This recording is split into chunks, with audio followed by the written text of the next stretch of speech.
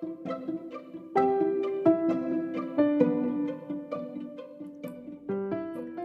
angkatan 19. Yo, what's up?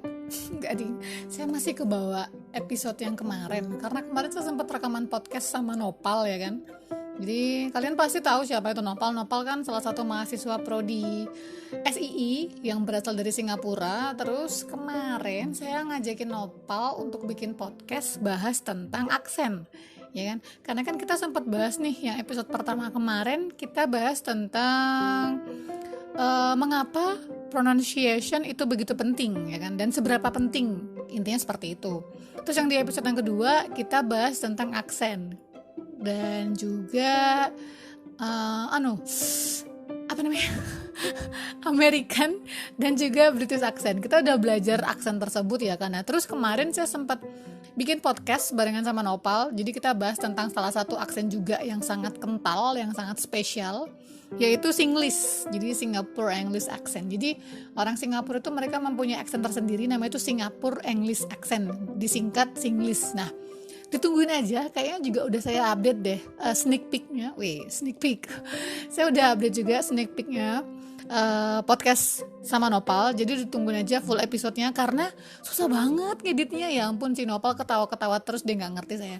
Jadi dia kayaknya happy banget entah gimana. Jadi ya I'm trying so hard on that.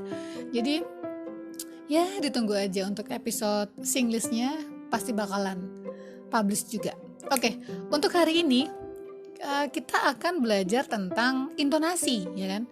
Jadi setelah kemarin kita belajar seberapa pentingnya aksennya, kemudian kita akan membahas intonasinya. Jadi gini, pengucapan dalam bahasa Inggris itu adalah elemen yang paling penting, ya kan? Dalam pembelajaran bahasa ya konteksnya. Jadi tanpa pernyataan yang jelas dan juga intonasi yang benar, maka ucapan kalian itu tidak akan dipahami oleh orang yang berbahasa Inggris, katakanlah seperti itu. Bahkan jika kalian mengetahui aturan tata bahasanya sekalipun, tapi pengucapan dan juga intonasinya nggak benar, maka juga itu akan membuat orang kesulitan gitu loh. Lagi ngomong apa sih dia, lagi mengucapkan apa sih, pelafalannya kok gitu sih, jadi yang kayak gitu loh. Dan itulah mengapa pentingnya kita mempelajari pengucapan, pronunciation, kemudian mempelajari bunyi, intonasi, titik-titik pelafalan, terus juga ada banyak sih, ada banyak macam dan lainnya juga sebenarnya. Jadi untuk hari ini, saya capek nih rekaman gini. Untuk hari ini kita akan belajar tentang intonasi dulu nih. Jadi pertanyaan pertamanya adalah apa sih intonasi itu, ya kan? Intonasi itu adalah tinggi rendahnya suatu nada pada kalimat yang memberikan penekanan dalam kata-kata tertentu, ya kan? Jadi peningkatan atau penurunan suara di bagian kalimat tertentu itulah yang dinamakan intonasi, intonation. Dan di dalam bahasa Inggris itu dikenal dua macam intonasi. Yang pertama yaitu rising intonation dan juga falling intonation. Tapi sebelum kita membahas kedua hal tersebut, kalian setuju nggak sih kalau sebenarnya intonasi itu diperlukan untuk menunjukkan suasana hati pembicara? Ya nggak? Jadi pernah kepikiran nggak sebenarnya ketika kita mempelajari intonasi itu secara nggak langsung kita juga mempelajari bagaimana kita memperlakukan seseorang atau merespon apa yang terjadi itu dengan nada bicara, ya kan, emosi positif atau negatif. Jadi seolah-olah intonasi itu membantu memahami seberapa marah, kesal, ya kan, seberapa marahnya, kesalnya, gelisahnya atau bersahabatnya seseorang. Setuju nggak nih kalau kayak gini nih?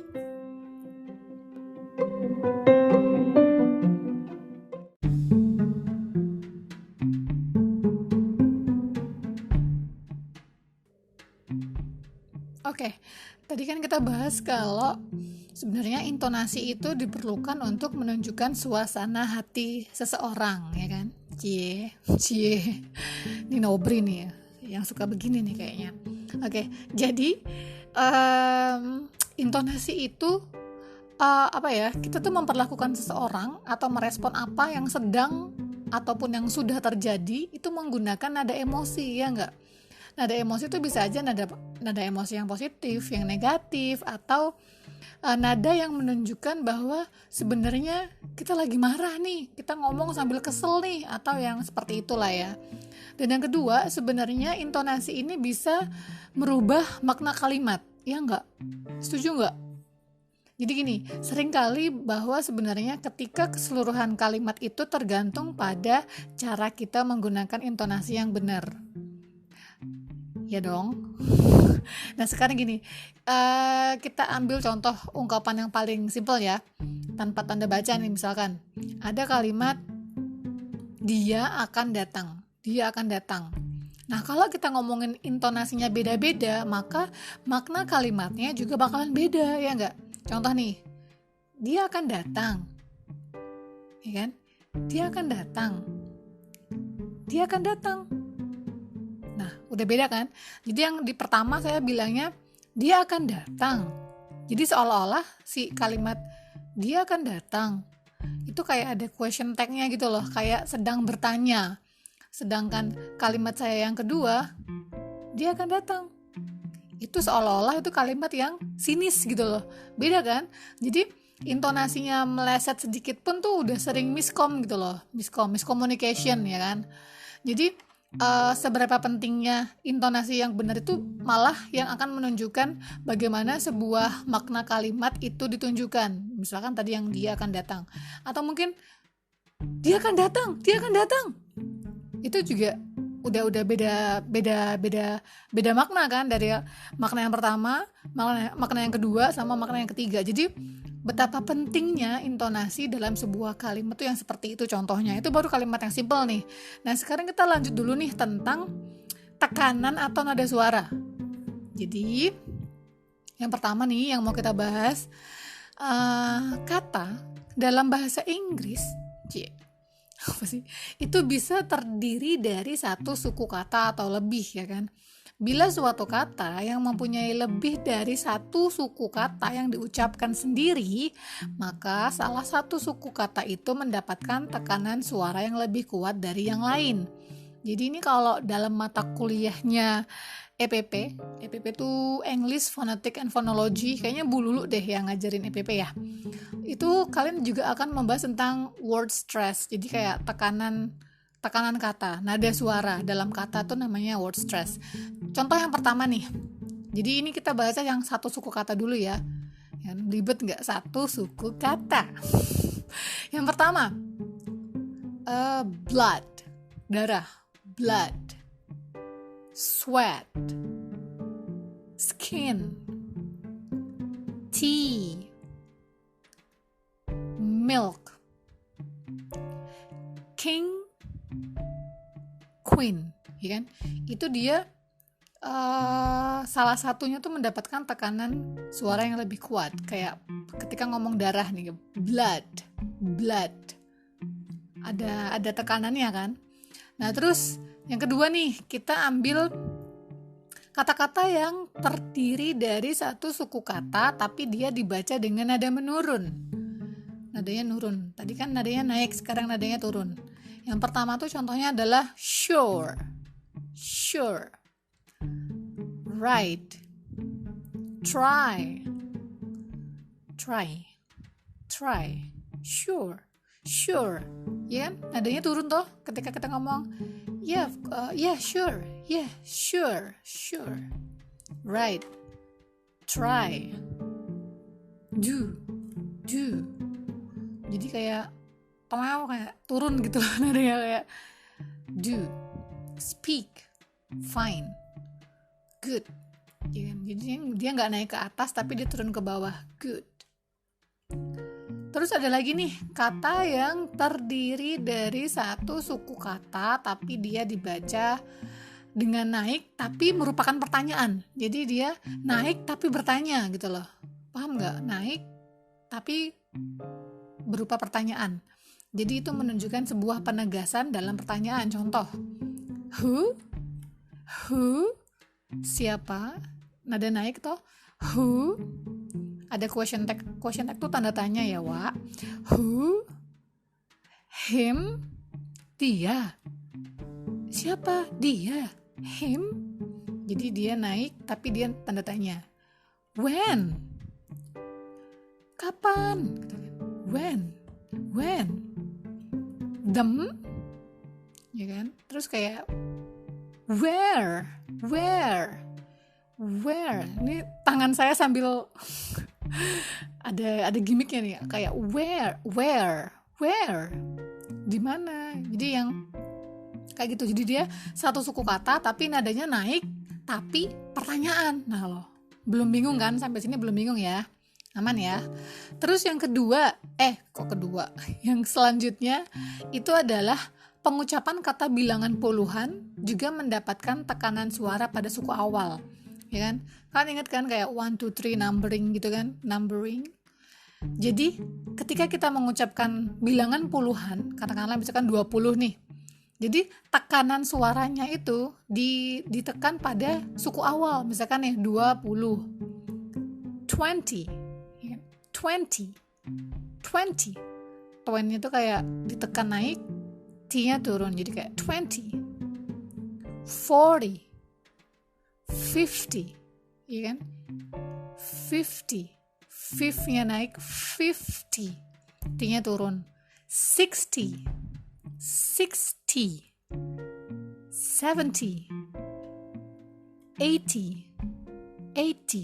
gitu, naik tuh. Dipraktekin ya, masing-masing sambil praktekin ya. 80, 90, ya kan? Tapi ketika pengucapan kata bilangan belasan nih, tadi kan bilangannya puluhan ya. Kadang-kadang tuh suka bingung gitu ketika kita ngomong pecahan bilangan belasan. Nah, di manakah kita harus menekankan suku katanya?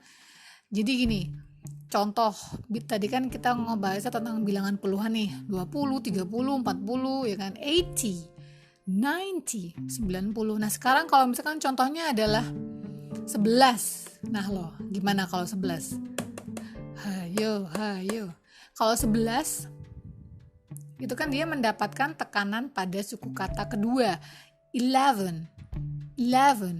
Jadi suku kata keduanya gitu loh, suku kata akhirnya. 11, 13, 14, 14. Jadi seolah-olah dia ngomong 14, 14, 15, ya enggak? 16. Jadi si teen-nya itu yang ditekan. Jadi si 16, 17, ya kan? Oke, kalau tadi kita bahas tentang tekanan nada pada suku kata, nanti di sesi yang ketiga kita akan bahas tentang macam-macam intonasinya. Cuman kalian ulangi dulu nih yang pertama tadi, penekanan kata, mana, wait. Penekanan nada suara dalam kata yang pertama tadi yang ada blood. Jadi di suku kata awal ditekan blood, sweat, muncrat, sweat, skin, tea. Oh, kita ngomongin teh gitu kan, dong spill the tea, anak rumpi nih, spill the tea, terus milk, ya kan, itu ada penekanan di awal suku kata. Terus tadi kita belajar yang kedua juga ada yang satu suku kata tapi dia dibaca dengan nada menurun. Contohnya sure, right, try, sure, tentu, sure, fine, good, ya kan. Terus tadi kita juga pakai nada naik tapi berupa pertanyaan. Masih inget kan tadi yang kayak who, him, siapa, dia, him. Jadi nadanya tuh naik tapi nanya gitu loh, ya kan? Paham. Pasti paham. Terus asal dipraktekin ya guys. When, where, all, semua, all. Terus misalkan lagi milikmu nih, yours. Jadi kan dia naik tapi tanda tanya. Paham kan ya maksudnya ya? Terus kayak tadi yang bilangan puluhan itu dia tekanannya di awal kata 20, ya kan? 30, 40, 50, ya kan? Di depan. Jadi ditekan di depan. 50, 60, 70, ya kan? Beda di antara di awal atau di akhir suku kata. Nah, terus kalau tadi itu bilangan puluhan dia di awal, sedangkan bilangan belasan itu tekanannya ada di akhir. Contohnya tadi 11, 11, 11, ya kan? Terus ada 13, 13, 13, 14, 14, 4. Jadi 4-nya tuh biasa aja kayak 14, 15, 16, ya. Jadi DLL gitu loh. Praktekin dulu sebelum kita lanjut di sesi yang ketiga ya.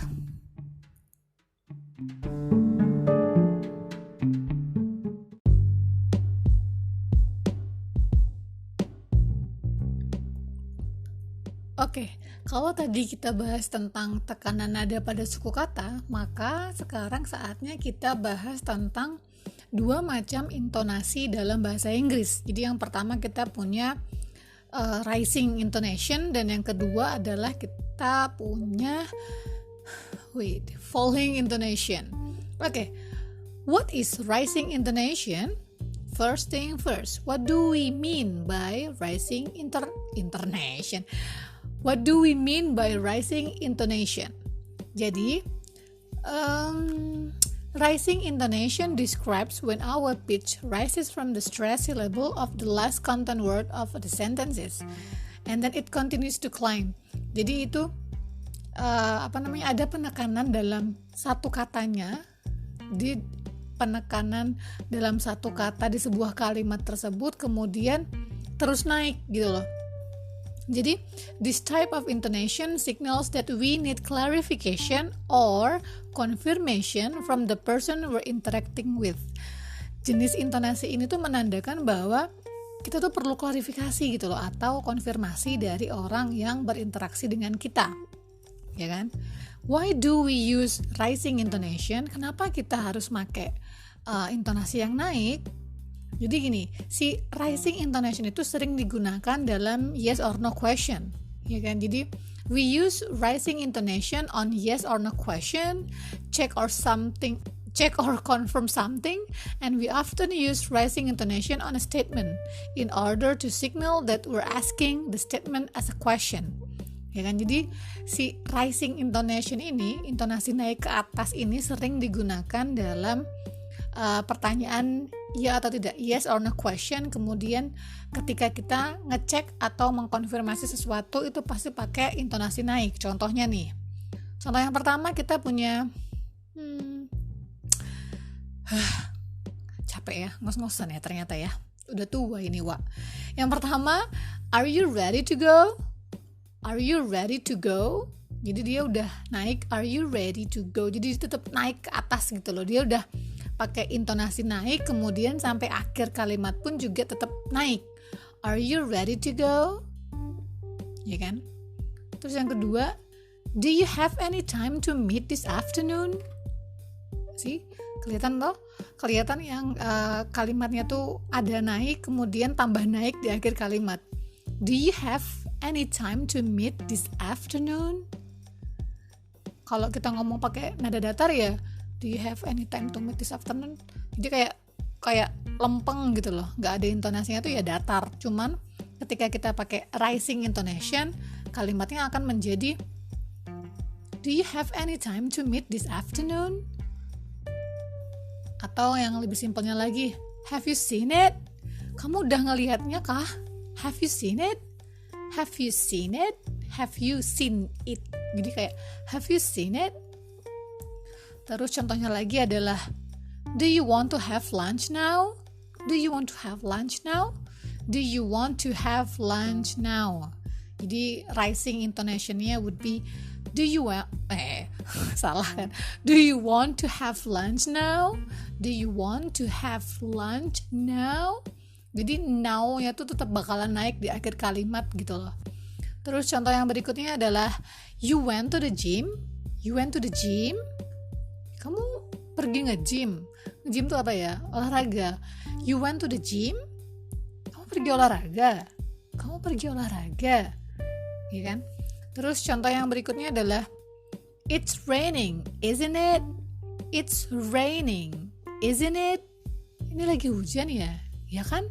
Jadi dia nanya, it's raining, isn't it? It's raining, isn't it?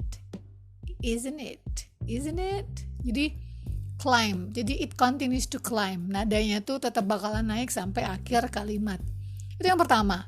Terus yang kedua kita punya falling intonation. A falling intonation or downward. Jadi dia intonation patternnya tuh downward, turun. Would simply mean that the pitch of the voice drops down.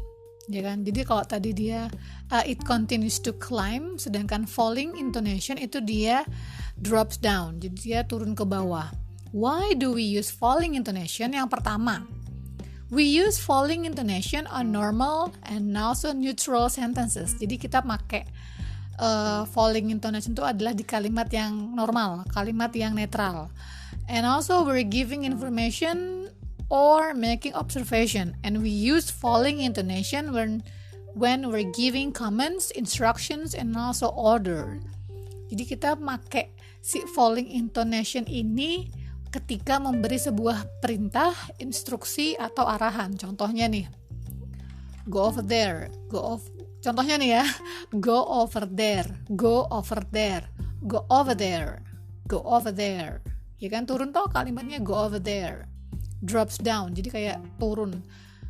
Bukan yang go over there, bukan, tapi go over there, go over there. Ya kan, jadi kayak naik turun, go over there. Terus contohnya lagi adalah stand against the wall. Stand against the wall. Ini biasanya Pak Polisi yang ngomong gini nih. Stand against the wall. Ayo madep tembok gitu. Stand against the wall. Stand against the wall. Jadi the wall. Stand against the wall. Ya kan? Turun juga toh. Contoh kalimat berikutnya adalah today is a sunny day. Hari ini hari yang cerah nih. Hari yang hilang nih suara saya. Today is a sunny day. Hari ini adalah hari yang cerah. Today is a sunny day. Sunny day. Ya kan, jadi dia drops down, turun, sunny day. Terus ada lagi, California is one of the biggest states in the US. Yang mana yang falling intonation-nya? Ayo, yang mana? California is one of the biggest states in the US. In the US. Jadi ketika kalimat terakhir itu dia voice-nya tuh drops down, turun. California is one of the biggest states in the US. Jadi antara U naik, S-nya turun. Jadi kayak the US. California is one of the biggest states in the US. Ya, US. Jadi something like that lah. Kalau Nopal ngomongin gitu, jadi pakai lah. Jadi California is one of the biggest states in the US. S-nya drops down. Karena kan dia di akhir kalimatnya ada falling intonation. Terus the last one. Contoh yang terakhir adalah in my country we take education seriously. Seriously. See, kelihatan ya? In my country we take education In my country, we take education seriously. Seriously. Jadi penekannya seriously. Jadi kayak ada falling. The falling intonation would be on the end of the sentences. Seriously. Gitu ya.